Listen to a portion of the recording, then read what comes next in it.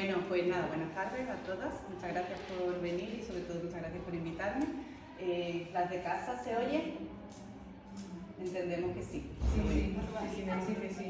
Bueno, pues yo me llamo Macarena Rus, soy... No se oye nada, ¿no? Es que aquí atrás no tenemos. No se oye. No, pero son las de casa. Ya. ¿Ahora me oís mejor las de casa? Bueno, pues voy a intentar hablar alto y claro, ¿vale? Soy médico pediatra y bueno, pues me dedico a los cuidados paliativos en la infancia y en la adolescencia. Trabajo en el Hospital Infantil Virgen del Rocío y bueno, pues ya llevamos desde el 2016 que empezamos la unidad aquí. Yo previamente había estado trabajando en Madrid, en un equipo que es un poco el equipo pionero ahora en España. Y bueno, pues nuestro trabajo pues tiene mucho que ver con el tema que vamos a tratar ahora y por eso me han invitado. Todo lo que yo sé, pues evidentemente es de mi profesión, de la formación, pero de lo que voy a hablar fundamentalmente hoy, que quede todo bien clarito desde el principio, no es tanto del tema de la eutanasia en sí y de las leyes y tal.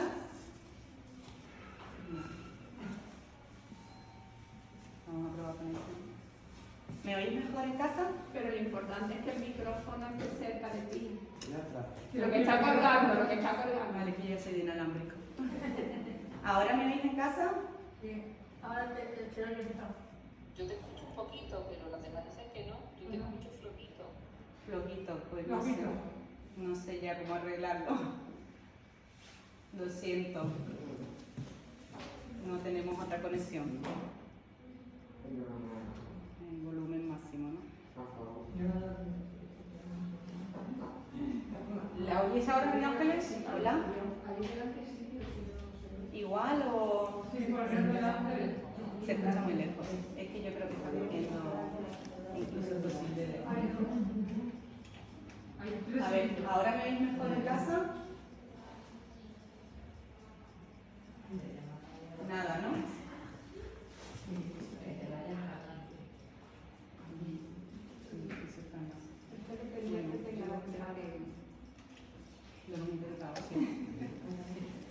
Bueno, que la razón de esta charla y de darla aquí hoy no es fundamentalmente por los temas conceptuales, que eso pues el que tenga mucho interés pues lo puede leer e informarse, sino porque bueno, nosotros somos cristianos, tenemos una fe y entonces bueno, están ocurriendo cosas alrededor de nuestra sociedad y tenemos un interés, ¿no?, por tener un poco claro qué es lo que está pasando y cómo encajan nuestra fe y nuestras creencias pues con esa realidad. Entonces, clarísimamente yo estoy aquí, pues gracias de Dios, porque soy cristiana y Él ha querido que yo sea cristiana y entonces pues para hablar desde ese punto de vista, no hay otra. Voy a hablar de todos estos temas desde el punto de vista y desde la fe y desde la creencia en Dios, ¿vale? Entonces, bueno, cuando hablamos un poco de todo esto del final de la vida, que es un tema que a nadie nos gusta porque no está nada de moda ni nos apetece para nada pensarlo, hay un montón de palabras y de conceptos que nos bombardean últimamente cada vez más y que es importante que las tengamos claras. Lo que pasa es que, como todo, pues el que no los maneja día a día pues se puede confundir. Entonces, os lo puedo repetir todo y dentro de media hora se os va a olvidar. Hay documentos muy buenos para buscar donde está clarísimamente. Hay uno en concreto que es del grupo de trabajo de la CEPAL, que es la Sociedad Española de Cuidados Paliativos, que explica perfectamente pues lo que es la eutanasia, el morir con dignidad, la adecuación de medidas, todo detalladamente, y que el que tenga interés se lo puede pasar más detallado. Pero el documento que realmente a nosotros nos interesa, ¿vale?, como creyentes, es que el documento que se publicó desde la Congregación para la Doctrina de la Fe en septiembre del año pasado. ¿Y qué es este documento que estáis aquí? Es la Carta Samaritanos Bonus, y que la verdad es que es intensa, no puedo decir que sea súper fácil de lectura, pero es que es preciosa. Y Samaritanos Bonus, el buen samaritano, mejor expresado imposible. Bueno, no es exactamente del Papa Francisco, es de la Congregación para la Doctrina de la Fe, pero sí, la han publicado muy recientemente y la verdad es que esto aclara perfectamente todos los puntos de vista, pero además con una riqueza humana y espiritual tremenda, ¿vale? Y muy bonito todas las reflexiones que hace en torno a todas estas situaciones de la vida.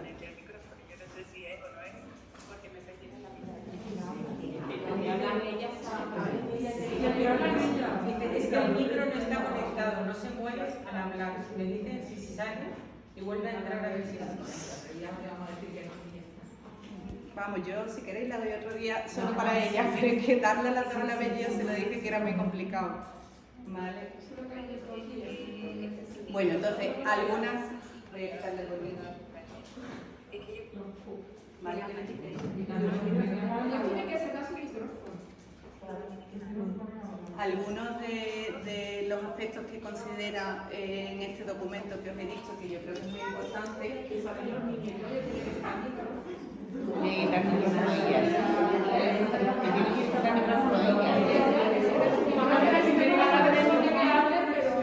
Perdón. No, le estoy diciendo que se vaya. Que cierren su micrófono. No, que apague su... María José, que apague su micrófono, ella. Ah, eso. No se tiene ni que ir, pero que... Es que son de pueblo, María. Que son de mi pueblo, no saben. ¿Ves? Que son de salud. Que son de Ay, pueblo, no pobres. saben. No, pero esas son estas. ¿Qué son? Son aquellas. ¿Y esto qué es? No sé, para la posteridad. Para mandárselo, yo creo que mandarlas que no hayan podido estar, pero se lo voy a grabar y se lo mandamos. Pero ahí... Vale, pues diles que eso, que he salido, ¿vale? Y ya seguimos porque si no... ¿Y cuántas caracoles has comido? Parece que se graba todo. Pues por eso lo estoy diciendo. Bueno, aspectos muy concretitos de algunas cosas importantes que a mí me han gustado de este documento.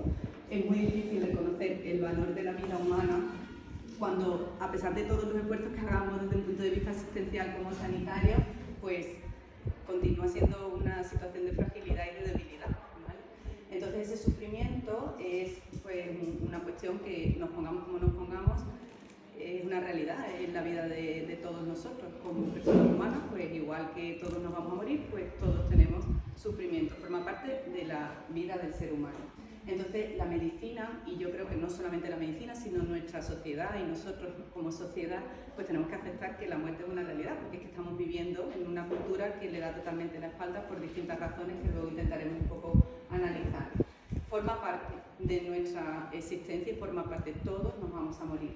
Entonces llega un momento en el que ya pues, no podemos hacer otra cosa más que reconocer que es eso lo que va a ocurrir y entonces enfocar la atención que vaya a recibir la persona en concreto pues, hacia esa realidad.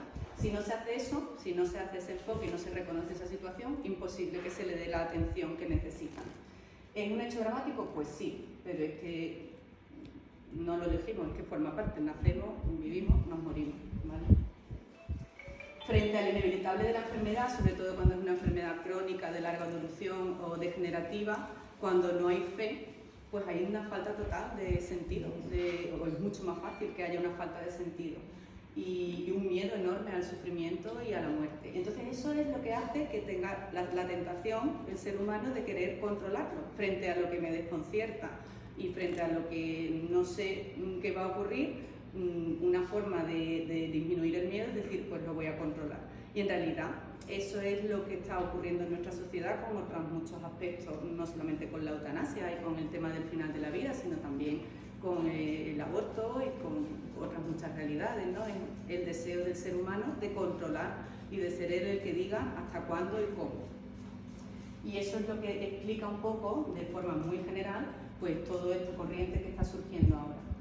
¿Y cuál es nuestra postura como creyentes o de dónde nace todo esto? La base principal. Pues la base principal es que cuando nosotros nos reconocemos vulnerables y frágiles, básicamente lo que estamos reconociendo es lo que en los ejercicios espirituales de San Ignacio se habla el primer día siempre, que es principio y fundamento, ¿vale? Y es que somos criaturas. Criatura significa que existe un creador y unas criaturas. Entonces eso significa que hay una relación de dependencia con nuestro creador y de hecho principio y fundamento es que nosotros hemos sido creados, ¿vale?, para dar gloria y alabar a Dios nuestro Señor. Esa es nuestra función en la vida, así de sencilla. Todo lo demás que ocurre en nuestra existencia es que no lo hemos elegido nosotros. Nadie ha elegido en qué siglo nace, si es hombre o es mujer, si está sano o enfermo, si se casa o no se casa, bueno, una parte, ¿no? Se puede tener hijos o no. En fin, que es que el 99,9% de lo que somos lo ha decidido Dios por nosotros, que hizo ese plan para cada uno de nosotros y pues estamos aquí, en este sitio, en este momento, en esta familia y en este momento histórico. Y nosotros, nuestra función es pues el sí, el corresponder a esa misión que cada uno tenemos, ¿vale? Esto es muy profundo, pero esta es la base de todo, realmente. Si no nos reconocemos criaturas, no nos reconocemos dependientes, pues hacemos pues el que pues darnos la vuelta y decir esto yo lo controlo, porque yo como soy el que controlo la situación y el que dirijo, y realmente es que no dirigimos prácticamente nada en nuestra existencia. Nosotros nos creemos que sí, tenemos ese concepto, ¿no?, del ser humano, pero la realidad es que poquitas cosas hemos elegido por nosotros mismos, salvo el corresponder a ese sitio y a esa misión que nos ha dado Dios. Entonces, esta es un poco la base de todo el enfoque de nuestra vida cristiana en general, y por supuesto, dentro de nuestra vida cristiana, pues de la muerte, ¿no? De que forma parte de nuestra existencia porque Dios así lo ha querido, por lo que sea, y entonces pues ocurre como un proceso más en nuestra relación con el mundo, ¿vale? Pues esa vulnerabilidad, esa fragilidad, no solamente enfocada a nosotros mismos, sino también a nuestro prójimo, ¿vale? Cuerpo y alma. Hoy en día eso no se reconoce tampoco, muchísimas corrientes que no lo ven, pero nuestro alma es lo que tiene ese deseo de infinito, porque es lo que viene de Dios, y nuestro cuerpo es una cosa absolutamente material. Entonces, si no reconocemos que nuestra existencia es cuerpo y alma, si no respondemos a eso, como ocurre ahora, ¿no? Todo nuestro mundo está muy orientado al cuerpo, a lo material, a todo lo que nos rodea en el momento, y se está un poco dando de sí todo lo que es más espiritual. Pues entonces, si no creemos en eso y no vivimos en eso, es imposible que le podamos dar una trascendencia a lo que viene después, ¿vale? Con lo cual, si yo estoy aquí ahora para hacer lo que me dé la gana, pues si las cosas no me están yendo bien, pues corto y hasta aquí hemos llegado, porque total, ¿para qué voy a seguir sufriendo? ¿Vale? Entonces, ¿qué ocurre? Pues que tenemos una medicina en el siglo XXI súper tecnificada y súper adelantada, que es capaz de hacer cosas que eran impensables hace 50 años, ¿vale? De manera que incluso nos hemos pasado un poquito, a veces entre comillas, ¿eh? Evidentemente, cuanto más avance la medicina mejor, porque significa salud para muchas personas, pero claro, eso tiene que ir de la mano de una reflexión muy profunda sobre lo que estamos aplicando de esos avances médicos y en qué situaciones concretas de personas lo estamos aplicando, porque si no, pues podemos estar haciendo daño en vez de beneficio, ¿vale? Entonces, hacer, no sé, una trasplante cardíaco es una cosa maravillosa, por supuesto, que fantástico que personas que antes no podían vivir puedan vivir gracias a eso, pero si se lo estamos haciendo a una persona que no tiene esa indicación, pues lo que estamos haciendo es daño. Entonces, ha habido ahí un abuso en el pasado de muchas cosas sobre la medicina que está generando una corriente en contra de decir, oye, espérate que a lo mejor nos estamos pasando y estamos deshumanizando y quitándole el valor a la vida, ¿no? Entonces, bueno, es necesario eso, ese discernimiento que se nos olvida un poco a las profesiones médicas, la verdad. La muerte, aunque es un tránsito doloroso, por supuesto, supongo que para la persona en sí, no me he visto todavía en esa situación, pero por supuesto para todos los que le rodean, pues para los cristianos se puede convertir en una ocasión de esperanza. Es que es una ocasión de esperanza, es que nosotros hemos nacido para el cielo, es que estamos aquí de paso. A ver, que nos despistamos, por supuesto, pero es que nuestro patria es el cielo. Esto es transitorio, para hacer méritos para llegar al cielo, con lo cual muy doloroso, pero yo me acuerdo cuando yo era muy pequeña, bueno, no sé, como 14, 15 años, murió el padre de una de mis mejores amigas en el colegio. Y a mí me impresionó muchísimo que mi padre, que la verdad es que es un hombre de fe profunda, yo ahí llorando por las esquinas, porque aquello fue una tragedia, y recuerdo que mi padre me decía, pero chica, pero si es que se va al cielo. O sea, y decía, mi padre está loco, o sea, ¿cómo puede? Y él lo tenía clarísimo, ¿no? O sea, por supuesto que hay dolor y hay pena, pero bueno, pues es que cuando uno enfoca las cosas mirando al más allá, pues es lo vencido. Entonces, bueno, una ocasión de esperanza gracias a la fe. porque además no solamente es la esperanza del cielo, sino que sabemos, porque Cristo así nos lo ha enseñado, que el sufrimiento tiene un valor enorme, redentor, que nos estamos uniendo a Él en su cruz, con lo cual más valor todavía, ¿vale? Y eso es lo que hace realmente soportable el sufrimiento del tipo que sea, físico, moral, espiritual, la esperanza. Y la esperanza real que transmite Cristo es fruto no solo de su cruz, que también por supuesto, pero sobre todo de su resurrección, porque es que después de la cruz lo que viene es la resurrección, y eso es lo que le da sentido, ¿no? Lo dice San Pablo, vana es nuestra fe si no hubiera resucitado Cristo, pues efectivamente. Bueno, eso para el que se haya quedado con ganas, de verdad que me parece que es una lectura que es obligada en el punto en el que estamos ahora mismo en nuestra sociedad, porque ayuda a reflexionar sobre muchas cosas y que se descarga gratis de internet y que es bastante denso, pero bueno, para leerlo poco a poco y irlo trabajando.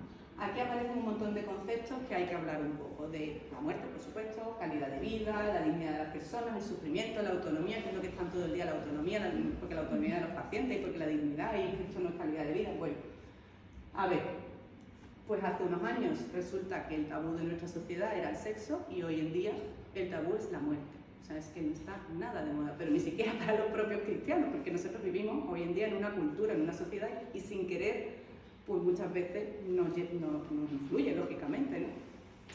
Pero resulta que la mortalidad del ser humano es del 100%, ¿vale? O sea, todo el mundo se muere. Nos pongamos como nos pongamos, hasta ahora es Jesucristo, que además murió, pero luego resucitó, ¿vale? No hay por dónde buscarle, con lo cual estamos evitando un tema en el que todos nos vamos a encontrar en algún momento. Así que es una actitud un poco infantil, ¿no? Como el niño que no quiere y se pega la pataleta y dice, pues ya, bueno, pues, ¿qué es la dignidad? Pues la dignidad, y esta es una definición que de la Declaración de los Derechos Humanos, ¿vale? Es el respeto incondicionado que merece cualquier persona por el hecho de ser persona, independientemente de que sea el más listo o el más torpe de su clase, de que hable o corra o vaya en una silla de ruedas, de las características que tenga, el hecho de ser persona. Entonces la dignidad es un atributo propio de las personas, no de las cosas, ¿vale? Las cosas pueden ser dignas o indignas en cuanto se refieren a las personas, pero la dignidad es algo de la persona, ¿vale? Esto no es universal, te quiero decir que hay muchísimas personas que consideran que la dignidad no es esta la definición.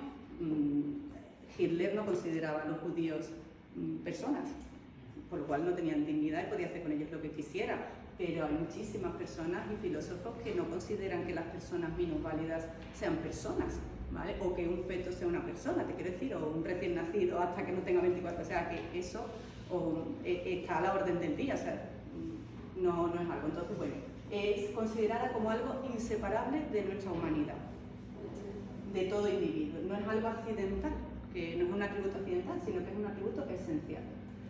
Y Benedicto XVI, la dignidad no se identifica con los genes del ADN, ni disminuye por la presencia de que haya unas características físicas o genéticas, etcétera, y está presente desde el momento de la fecundación, ¿vale? La persona tiene un valor, no tiene un precio, tiene un valor en cuanto que es persona. Un valor referido a sí mismo, un valor propio de dignidad, de individual, y un valor comunitario, porque somos seres sociales y entonces eso también nos da un valor en la comunidad. La dignidad de un paciente en situación terminal es independiente del concepto de calidad de vida. Y ojo, porque aquí patinamos todos y nosotros los sanitarios los primeros, porque tú ves a alguien que está sufriendo y claro, como eso te duele, es como, ¿no? El tema de calidad de vida ahora lo hablaremos, pero es algo totalmente independiente. Las personas que se están muriendo siguen siendo exactamente igual de personas dignas hasta el momento final de su vida. Y si no, consideraríamos mermada la dignidad de las personas con graves limitaciones y sufrimiento, y que justo son las más frágiles y las que más atención y ayuda necesitan, ¿vale?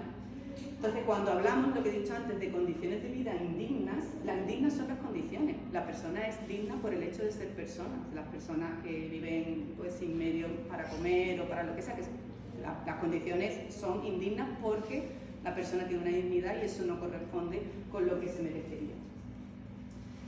Entonces, algo que nada ni nadie puede quitárnoslo, forma parte de todas las personas humanas, independiente de cualquier atributo, y es diferente de calidad de vida, es diferente. Y es la raíz de que todos seamos iguales unos a otros. También esto es muy fácil de decir, pero luego en la práctica, incluso a nosotros que somos cristianos, nos cuesta, porque, vamos, a mí me cuesta, yo no sé a vosotras, pero, en fin, que todos tenemos nuestras cosas, afinidades y no afinidades, que no es que vayas matando a gente por la calle, pero que es que hay gente que te cae mejor y que te cae peor. Bueno, pues resulta que son igual de personas, igual de dignas, y si lo que dices, si en raíces cristianas, Cristo ha muerto exactamente igual por esta que por mí, ¿vale? Entonces, igual. Calidad de vida es distinto porque tiene una percepción objetiva, ¿vale? Pero tiene también un factor subjetivo, ¿vale?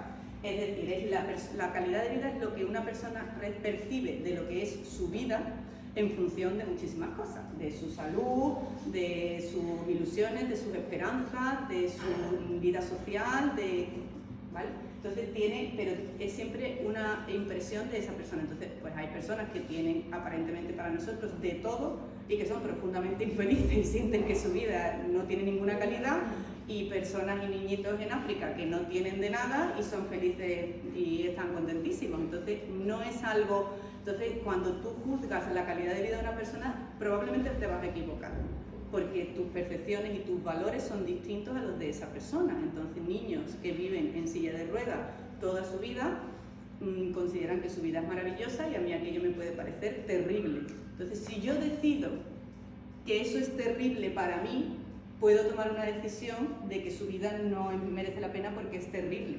Pero es que lo que realmente importa no es lo que a mí me parezca su vida, sino lo que le parece al niño su vida, ¿vale? El sufrimiento que es, pues es una situación en la que una amenaza desborda nuestros recursos personales para responder, ¿vale? Y como he dicho al principio, pues es algo que forma parte de nuestra vida.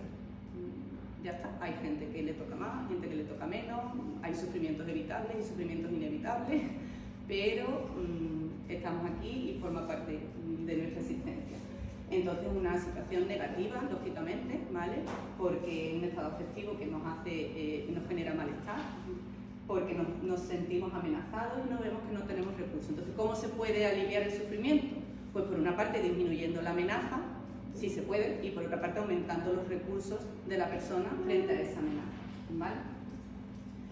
Entonces, ¿tiene sentido esto del sufrimiento antropológicamente? Sufrimiento, dolor es sinónimo, ¿vale? Bueno, pues la realidad es que como es algo que forma parte de la historia del ser humano, pues a lo largo de los siglos la gente se ha preguntado mucho por eso del sufrimiento y del dolor, ¿qué pasa, no? Si esto aporta o no aporta o para qué sirve. Y entonces, pues sí, claro que son situaciones que te obligan a pararte y a recapacitar y a replantearte un poco toda tu situación vital y todos tus valores. Es como un tsunami que te descoloca, ¿no? Y son situaciones difíciles y por lo tanto eso requieren una nueva perspectiva. El dolor lo que hace es algo impuesto normalmente, que viene desde fuera, no lo elegimos, como he dicho al principio, que hay muchísimas cosas que no elegimos en nuestra vida y que nos tocan, y lo que hace es destrozarte un poco tu ilusión y tu realidad, ¿vale? Pero lo que no puede hacer nunca el sufrimiento es quitarte la libertad de cómo tú quieres responder ante esa situación. Eso jamás nos lo puede quitar nadie. Es decir, yo ante esto decido que respondo así o así. Eso depende de cada persona. Quien acepta la situación hace que ese hecho doloroso, ese sufrimiento, se convierta en una tarea de reorganizar su vida contando con una nueva realidad. Hace 2 años diagnosticaron a una persona muy cercana a mí de una enfermedad muy grave, 22 años, bueno, en ese momento tenía 20, y que la ha dejado en silla de ruedas, ¿vale? Pues durante el primer año y medio, pues no sé, una estudiante fantástica, la primera en su promoción, en su carrera, a punto de terminar sus estudios y de repente, ¡boom!, todo salta por los aires y tiene una enfermedad gravísima, no tiene cura, no hay nada más que hacer, ya está. Silla de ruedas, dolores, etc. Bueno, durante 1 año y medio ella ha estado pues tumbada en la cama prácticamente y hundida en la miseria. Desde septiembre aproximadamente empezó a cambiar el chip y teniendo la misma enfermedad, exactamente la misma situación física, porque no ha cambiado y sigue teniendo un pronóstico muy malo y no hay curación y no hay nada más que hacer, está terminando sus estudios y ahora quiere vivir. con su enfermedad, con su nueva realidad, se ha dado cuenta de que tiene ganas de seguir viviendo. Entonces, el sufrimiento depende de cómo uno lo quiera enfocar para aceptarlo o no aceptarlo, incluirlo y hacer esa tarea que nadie dice que sea fácil, tiene que ser dolorosísimo, por supuesto, ¿vale? Pero se puede, porque hay muchas personas que lo hacen. Entonces eso, sufrir nos puede motivar un cambio en nuestros valores, eso lo habéis escuchado 1000 veces, ¿no? Cuando te pasa algo y te dices, las preocupaciones que yo tenía y lo que a mí me estaba, de qué color iba a poner las cortinas y cuándo nos íbamos a ir de vacaciones, y ahora me doy cuenta de la estupidez con la que yo estaba preocupada, cuando realmente te recoloca un poco todos tus valores de repente, ¿no? O cuando escuchas, ¿no?, una mala noticia de alguien cercano y dices, madre mía, esto te hace pensarte, ¿no?, qué es lo que está pasando. Entonces, lo ves todo desde una nueva perspectiva. Y hecho, hay una enfermera muy conocida en los cuidados paliativos, Elizabeth Kubler-Ross, que es un poco la que empezó todo el movimiento de los cuidados paliativos. Pues ella estuvo muchísimos años al lado de pacientes al final de su vida y describió unas etapas. Cuando una persona tiene una enfermedad incurable y se va a morir, pues describió una serie de etapas en cuanto a el enfrentarse a esa situación. Unas etapas de negación, otras de ira, de pacto, de depresión y de aceptación, ¿vale? Entonces esto ocurre tanto en el enfermo como en la familia. Y además no van por orden y pueden ir alternando y cambiando de una a otra. Incluso la familia y el enfermo pueden estar en fases distintas. Pero es importante. ¿Por qué? Porque si un enfermo en una fase de depresión pide la eutanasia, pues se está perdiendo la posibilidad de enfrentarse a su enfermedad de otra manera, porque sabemos que hay momentos de depresión y también hay momentos de ira y también hay momentos de pacto y hay momentos de aceptación, no para todo el mundo, pero hay muchas personas que son capaces de llegar a esa aceptación, muchísimo. Entonces, si el profesional o las personas que le están rodeando no saben ver en qué momento está el enfermo, pues a lo mejor está perdiendo, ¿no?, esa oportunidad. Bueno, la única cosa que persiste durante todas las fases, nos decía esta enfermera, es la esperanza. Y además esa esperanza, eso lo trabajamos nosotros mucho con nuestras familias y con los niños, porque se convierte en, nosotros le llamamos microesperanzas, ¿vale? La esperanza ya no es que te cures, pero sí que te puedas tomar un helado, o sí que puedas ir a visitar a tu familia de vive en Ciudad Real. Estoy pensando en ejemplos de niños que tenemos ahora, ¿no? Microesperanza. Y eso es lo que hace que sigan luchando y que sigan esforzándose. Yo siempre se lo digo a los papás, es que no se puede vivir sin esperanza, sino uno no se levanta de la cama cuando está en una situación así. Entonces, ¿cuál es la esperanza? Pues que hoy mi hijo no tenga dolor, o que coma esto, o que se ría, o que juegue un rato a la tablet. Esas son las esperanzas en las que se convierte, pero siempre hay una esperanza en todas esas fases, ¿vale? Y por eso es importante que los profesionales sanitarios también trabajemos esa esperanza y les demos esperanzas a las que agarrarse. Y luego a mí me encanta este libro, seguro que alguna lo habéis leído, de Viktor Frankl, que es un psiquiatra de Viena que estuvo en un campo de concentración nazi. Él no es cristiano, no era cristiano. Y el libro que pongo aquí es El hombre en busca de sentido, es súper cortito y se lee bastante fácil. Y es muy bonito porque él hace una reflexión desde un punto de vista espiritual, pero no creyente, pero al final llega a la conclusión que he dicho antes, ¿vale? Y es muy bonito. El dolor debe ser eliminado siempre que sea posible, ¿vale? Y yo trabajo en esto, con lo cual me dedico a intentar quitarle el dolor a los niños, ¿vale? Pero hay veces que no se puede eliminar. Hay dolores que no se pueden eliminar. No digo ya solo físicos, que también los hay, sino dolores espirituales y psicológicos. Entonces, cuando no se puede cambiar nada de la situación, soy yo el que tiene que cambiar frente a esa situación. Es lo que hemos hablado antes de recolocarnos, ¿vale? Cambiando yo mismo, madurando, me hago más fuerte y más valiente para vivir con el sufrimiento con dignidad y fortaleza. Al hombre se le puede poseer de todo, menos de las últimas de sus libertades, que es la libertad para decidir cuál es su actitud ante el sufrimiento. Eso no nos lo pueden quitar. El profesional sanitario, ante la cuestión del sentido, pues lo que tenemos que hacer es ayudar a la gente a reelaborar y reencontrar el sentido de su vida en esos momentos, hacer proyectos que le den sentido a las horas, días o semanas que quedan.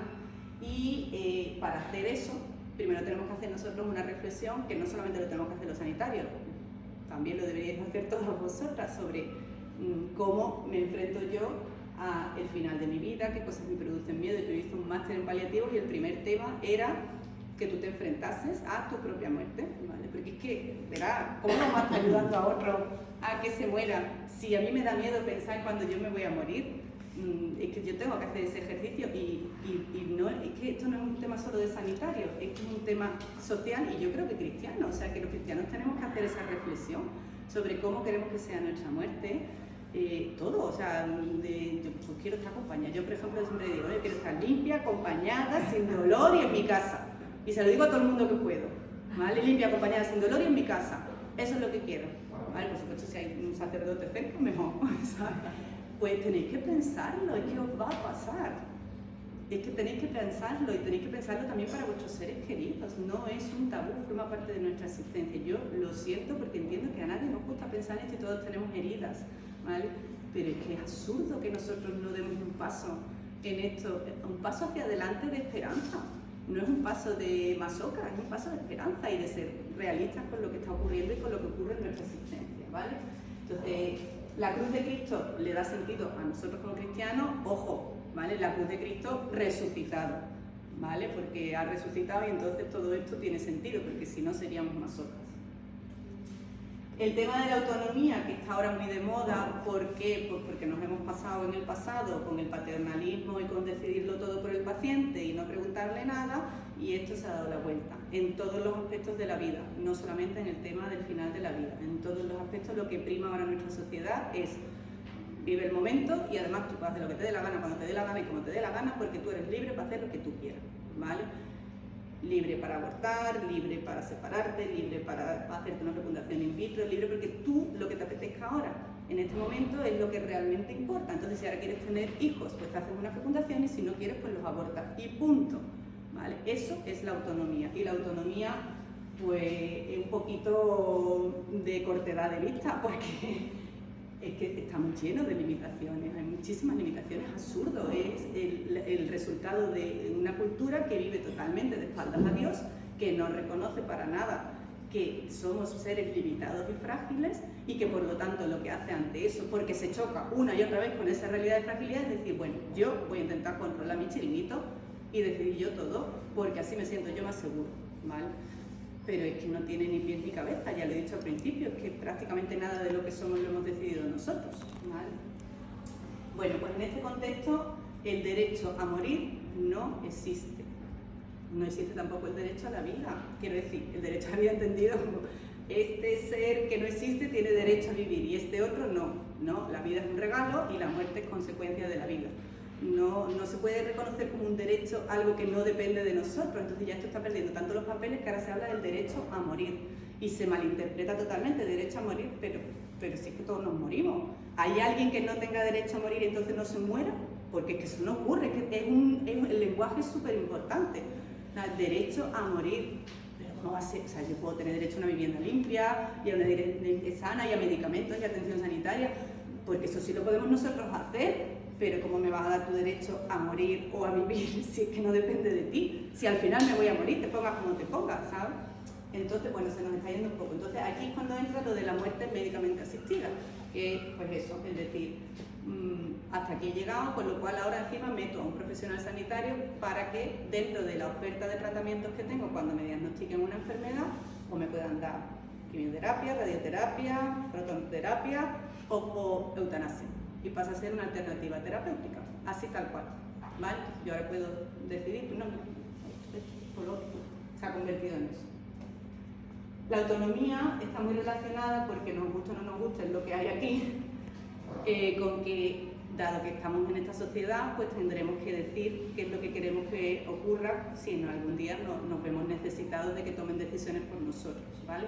Y para eso existe un documento que es el Registro de Voluntades Vitales Anticipadas, que os recomiendo que no rellenéis porque es infumable de rellenar, a no ser que queráis echarle mucho tiempo y tengáis un asesor cerca que os lo pueda asesorar, pero sí por lo menos que pongáis un representante legal, que sea la persona que tome las decisiones por vosotros en el momento en el que vosotros, por la razón que sea, no pudierais decidirlo. Alguien de vuestra confianza y con criterio para que lo tome. Eso sí se puede hacer, nombrar un representante, eso se puede hacer ante notario o en el registro de voluntades, simplemente pues nombro a fulanito o a fulanita como mi representante.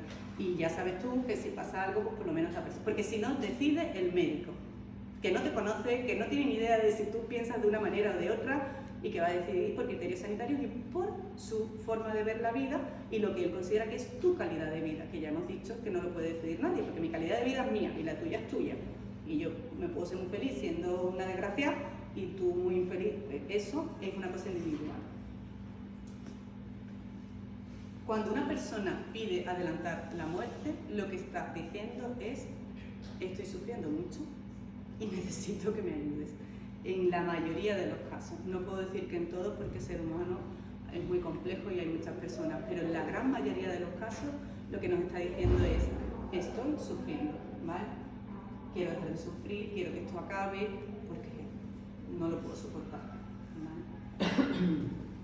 Y además hay estudios que lo dicen, que claramente, que ¿por qué lo piden? Pues porque es un grito de ayuda, porque quieren acabar con el sufrimiento, y cuando estamos hablando de deseo adelantado de muerte estamos hablando también del suicidio, que aquí se habla de la eutanasia y como si no tuviera nada que ver. Yo digo, yo no lo entiendo. Se suicida una persona y todos nos llevamos las manos a la cabeza, que es una tragedia, pero si se eutanasia es estupendo. Pero ¿qué está pasando? O sea, ¿qué le pasa a nuestra sociedad que a uno le parece estupendo si al final es lo mismo? La persona no quiere vivir, eso es algo que no está dentro de nuestra propia naturaleza, entonces algo nos está pasando, ¿no? Bueno, en fin, hay muchos estudios que lo dicen, ¿vale? Pero fundamentalmente eso está pidiendo ayuda. Y aquí entramos ya con el tema de la ley, ¿vale? La ley que se ha aprobado ahora, el 21 de marzo, que dice que, bueno, que para acabar con el sufrimiento, cuando no es un sufrimiento tolerable para la persona, pues ¿qué hacemos? Pues matamos al perro, ¿vale? Y muerto el perro se acabó la rabia, y se acabó. Pues si esta persona no tolera el sufrimiento, pues lo que vamos a hacer es matarla, y ya está, porque así en vez de ofrecer una ayuda o un soporte y tal, ¿vale? Bueno, pues esto ya está aprobado. Y es lo que nos toca. ¿Qué es la eutanasia? Es una conducta que puede ser por acción o omisión, es decir, hacer algo activo o dejar de hacerlo, que busca deliberadamente la muerte. Muy importante. Yo lo que hago, lo hago para provocar la muerte a esa persona, ¿vale? Y que es realizada por personal sanitario. Se tiene que aplicar a una persona, esto está sacado de la ley, con una enfermedad grave e incurable o un padecimiento grave, crónico e imposibilitante, es decir, en otros países se habla de eutanasia cuando tiene una enfermedad incurable con un pronóstico de vida de menos de 6 meses, porque un cáncer o lo que sea. Pero en este caso no, en este caso está hablando también de trastornos, o sea, de situaciones de coma prolongado, de enfermedades neurológicas degenerativas o lo que sea, de miles de enfermedades que pueden estar años y años pues, de dependencia y graves, ¿vale? Que genera sufrimiento y que haya una solicitud reiterada. En concreto, 2 solicitudes separadas por 15 días. 15 días. Es que 15 días, si una persona está en una depresión, es imposible que la saques de la que... Es que ni siquiera los antidepresivos... Vamos, imaginaros que pudiera depender de un antidepresivo, que ojalá fuera así de fácil. En 15 días que no ha dado tiempo hace efecto, o sea, no da mucho tiempo, es todo súper rápido. Y el suicidio médicamente asistido, el suicidio asistido es lo mismo, porque buscas deliberadamente la muerte, lo hace un profesional sanitario, pero tú lo que haces es que le das los medios para que la persona lo haga, y lo hace la persona, ¿vale? Eso ha quedado claro, ¿no? Eutanasia, el médico administra algo buscando la muerte, ¿vale? Y suicidio médicamente asistido, yo le doy la medicación o lo que sea y la persona se quita la vida. Los cuidados paliativos, pues los cuidados paliativos es una rama especializada de la medicina que lo que busca es dar la asistencia activa y total, integral, al enfermo y a la familia en una situación de una enfermedad incurable avanzada, ¿vale? Cuando ya sabemos que no le vamos a poder curar. Los cuidados paliativos, os los voy a leer porque viene aquí y me gustó muchísimo. Aunque son muy importantes y están cargados de valor, los cuidados paliativos no bastan si no existe alguien que está junto al enfermo y le da testimonio de su valor único e irrepetible. Esto, la reflexión que hace es muy bonita porque habla del papel de la Virgen María al pie de la cruz, que es de absoluta impotencia porque no puede bajar a su hijo de la cruz, ¿vale? Y sin embargo está ahí acompañando, ¿no? A su lado, confortando con su presencia, es un alivio enorme seguramente. Entonces, esta mañana esta mañana se ha ido al cielo Silvio, que es un niño de 8 añitos que hemos estado llevando ahora durante unos meses, ¿vale? Y una de las cosas que nos han dicho sus padres, que son unas personas excepcionales, como casi todas las personas con las que yo tengo la suerte de tratar en mi trabajo, cuando nos íbamos a ir, son personas que no son creyentes, ¿vale?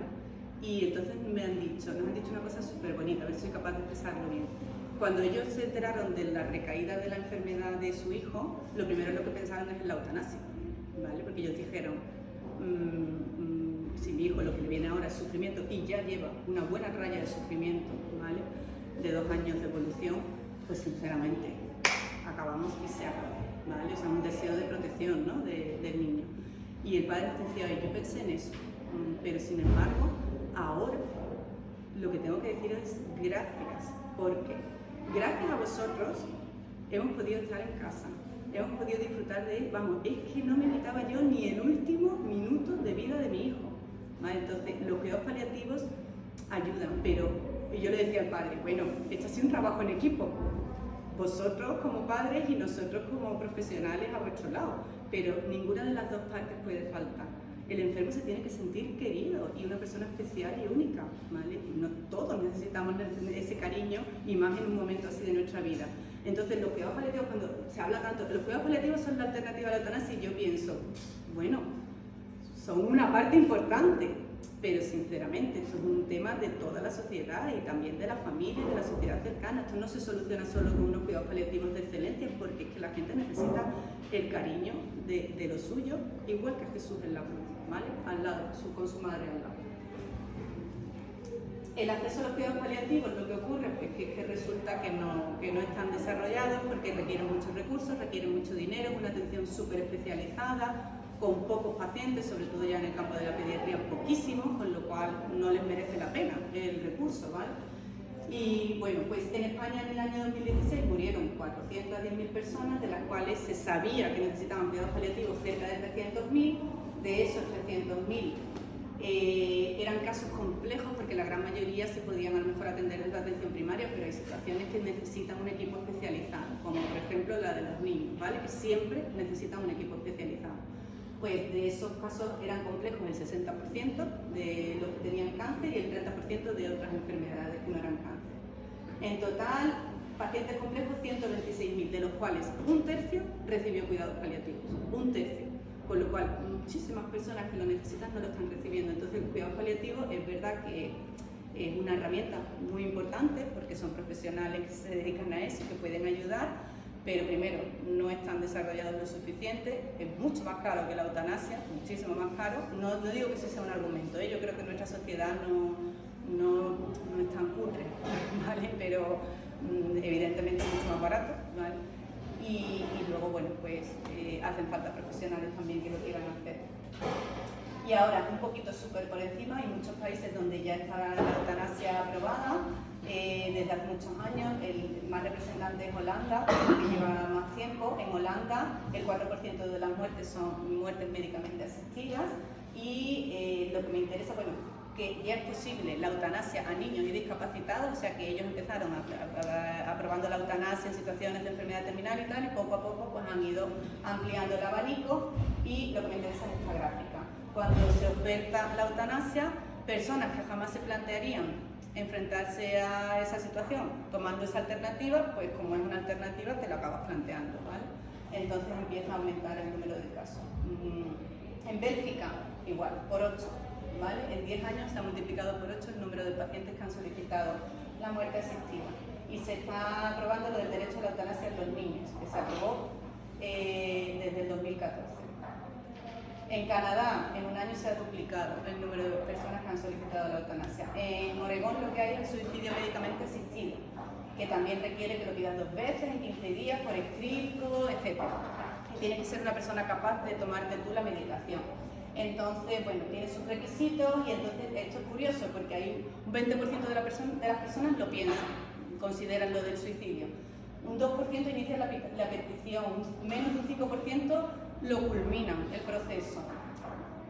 El 0,4% no lo utiliza, pero lo tienen ahí por si acaso, ¿vale? Qué curioso, la verdad. Y solamente un 0,1% realmente lo lleva a cabo. Entonces, es posible que esta herramienta tenga menos tendencia al abuso que la eutanasia, ¿vale? Porque al final la decisión depende más de la persona y hay muchas personas que simplemente les da seguridad el tener el control, como he dicho antes. Yo tengo el control y si en algún momento lo quiero usar bien, pero si acaso lo tengo ahí, ¿vale? Entonces, bueno, esto es lo que se habla tanto de lo de la pendiente inclinada, que lo habréis escuchado seguramente de las noticias y tal, que es eso, lo que ha pasado en Holanda, ¿no? Que se empieza aprobando una ley de eutanasia en unas condiciones súper concretas de un enfermo terminal y tal, luego dicen, bueno, total, la eutanasia no voluntaria y no voluntaria, pacientes que no puedan decidir por sí mismos, como recién nacidos muy enfermos o malformados, o discapacitados, o enfermedades de Alzheimer. Luego dicen la eutanasia o el suicidio en pacientes incurables pero que no sean terminales, porque también ellos están sufriendo mucho. En España hemos entrado directamente en ese rango. Y luego ya dicen que, bueno, que la eutanasia se puede aplicar por otros motivos, como puede ser el sufrimiento existencial, ¿vale? Personas que no le encuentran sentido a su vida, incluso cansancio vital. Ahora está muy de moda y ha salido también alguna noticia de personas que llegan a los 80 años y dicen, yo ya he cumplido, y yo ya me quiero ir. Y ahora mismo que estoy bien, pues, y hace poco lo hizo uno, no me acuerdo, uno famoso. Y ya está, eso es todo, ¿vale? Lo que tenía que contar. Y bueno, pues ya está. Y esto me lo han dado ahora para que, si queréis, os lo llevéis antes de iros. Vale, yo no me lo he leído todavía, pero es de la Fundación de Bioética y lo que hace es un poco explicar lo que yo he dicho, que es la eutanasia, que es el suicidio médicamente asistido, los cuidados paliativos y tal. Hay otra cosa que es importante que quería decirlo, antes de terminar, lo de la sedación paliativa, que siempre me pregunta la gente, ¿eso es que es eutanasia o no es eutanasia? No sé cuánto. A ver, la eutanasia busca la muerte de la persona, la sedación paliativa no busca la muerte de la persona. La persona se está muriendo, tiene un síntoma que no podemos controlar de ninguna manera médicamente, con lo cual la única forma de controlar ese síntoma, dolor, asfixia, lo que sea, es quitarle la conciencia a la persona. Entonces la sedación paliativa es que le quitas la conciencia para que no sufra con ese síntoma que no puedes controlar. Y la persona se está muriendo, pero no buscas provocarle la muerte. De hecho, hay estudios que dicen que la sedación paliativa ni siquiera acorta la supervivencia, incluso que la puede alargar, porque el paciente está más tranquilo. Entonces no tiene nada que ver, ¿vale? Es algo que es éticamente totalmente correcto, porque cuando no tienes otra herramienta, pues lo más íntimo que tiene la persona, que es la conciencia, pues se la tienes que quitar. Es dramático, pero no te queda otra solución, pero no estás aplicando la medicación para provocarle la muerte. Lo que estás es intentando que no sufra y además se está muriendo, ¿vale? Pero no tiene nada que ver. Entonces que esos dos conceptos queden claros. Y ya está. Muchas gracias por vuestra atención.